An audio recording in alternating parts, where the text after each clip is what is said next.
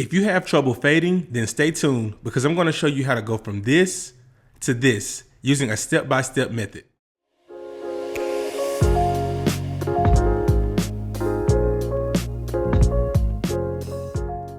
For this fade, we're going to be doing a bald fade, so the first step is to take your trimmer and bald out the bottom. Next, we're going to cut down the top to the desired length with the one guard and the lever is fully open on the clipper. And we're cutting the hair with the grain or in the direction that it naturally grows.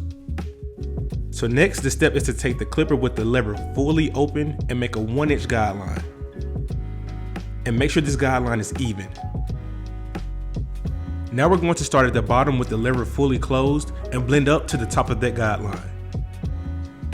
So I'm stretching the skin to make sure that I get a nice tight blend. So we're going up in increments. And each time that you go up, you're going to slightly open the lever. And for those that are new to barber terminology, when I say lever open, I mean that the lever is in the down position. And when I say closed, it's in the up position. The more you open the lever, the less hair that it cuts. And we're going to open the lever about halfway, going right up under the top of that guideline. Be careful not to blend up past this point, or you will end up raising your fade too high. So that was the bottom portion of the fade. Now we're moving on to the middle portion. So we're taking the one guard with the lever fully open and making another 1-inch guideline. And make sure that these guidelines are even. Next, you're going to fully close the lever and begin blending out that line at the bottom. So the steps with this one guard are lever open, lever closed, and then in a second, we're going to blend in between with the lever halfway open. Okay, now the lever is halfway, and remember we're blending in between that one open and one closed. And you may see me tilting the clipper slightly when blending. That's because I want to be as thorough as possible and hit the hair from all angles. So now I have on the half guard with the lever halfway open, blending up under that one guard closed. And you really have to be careful not to go up too high with this guard because once again, if you go up too high, you'll end up raising the fade. And then we're going to follow up by fully closing the lever and blending right up under that. I tell people the best way to learn how to fade hair is to pull up a video like this and go step by step. Experience will always be the best teacher. Next, I'm going to take the 1.5 guard, starting with the lever open, and I'm blending up to the point to where his head starts to round off. I'm then going to close the lever and blend right up under that to remove that faint weight line. Many new barbers think that they can just watch one video and just go repeat what they saw. However, barbering is a profession that is improved through repetition. When learning to cut, focus on delivering the best haircut that you can. Initially, don't worry about how long it takes you to do the haircut because the speed will naturally come with experience. At the end of the day, your clients are walking advertisements of your work, and you want to attract as many new clients as possible. Now, the two biggest methods that have helped me gain clientele are client referrals and utilizing the Booksy app. That's why I'm glad to announce that this video is sponsored by Booksy.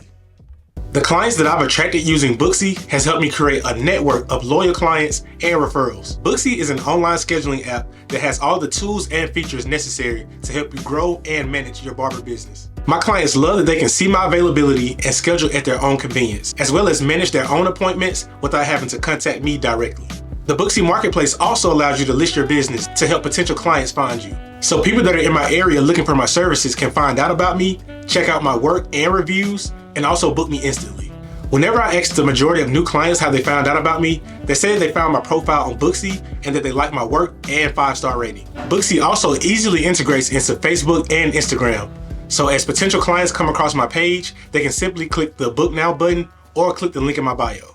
The software allows me to keep track of client contact info, notes, and photos. This allows me to keep in touch with text and email blasts and even give my most loyal clients special privileges. My absolute favorite feature is that it gives me protection from no-shows and late cancellations. My clients get automatic text and email reminders about their appointments, and I'm able to set up cancellation fees. That way I know I'm covered financially no matter what. I'm able to take payments, track sales, and most importantly, get paid fast. Whenever I want to promote certain deals or offer certain incentives, this is when I use the built-in marketing tools. And the best thing is that I get all of these features for one price. Grow your business with Booksy. Click the link in the description and get a 2-week free trial. Now back to the video. When it comes to the edge up, especially on the sides, you want to keep this hair as close to the eyebrow as possible. Now everyone has different hair growth, but the rule of thumb is just to try to keep it as close in as possible. And with the edge up, you want to get it as symmetrically straight as you can without taking off too much hair. So as you see, I just start low and stay low. I'm only taking off the minimum amount of hair necessary. So once you do one side, start from the middle and work your way to the other side to match it. The quickest way to push back a hairline is by chasing the hair. So even if it's not extremely prominent, just the point to where you can get a sharp edge, just leave it at that point. After all, we're going to come back with the razor, so there's no point in me digging into the skin with the trimmer. The razor gets those fine hairs that the trimmer can't get, and it also makes the haircut last about 3 days longer on average. So here I applied shave gel, and you see me pulling the skin in the opposite direction that I'm going with the razor. This reduces drag from the razor blade and also minimizes any chance for irritation. So after you make one pass, comb the residue away and make another pass with the razor. This is how you ensure that the line that you're creating is true. If you need to, have them blow a bubble in their cheek, and this will expose the fine hairs on the cheek. I showed you guys the method by fading on this side. However, whatever you do to one side, you do it to all sides of the head, and you get the same results. So on this side, I'm just showing you how I'm telling the client to blow a bubble in his cheek. This helps expose the skin in those tight spaces. So this way I minimize the risk of cutting him. Always handle the razor with extreme care. Here's the end result. I gave him the mirror to let him check it out. He was obviously satisfied.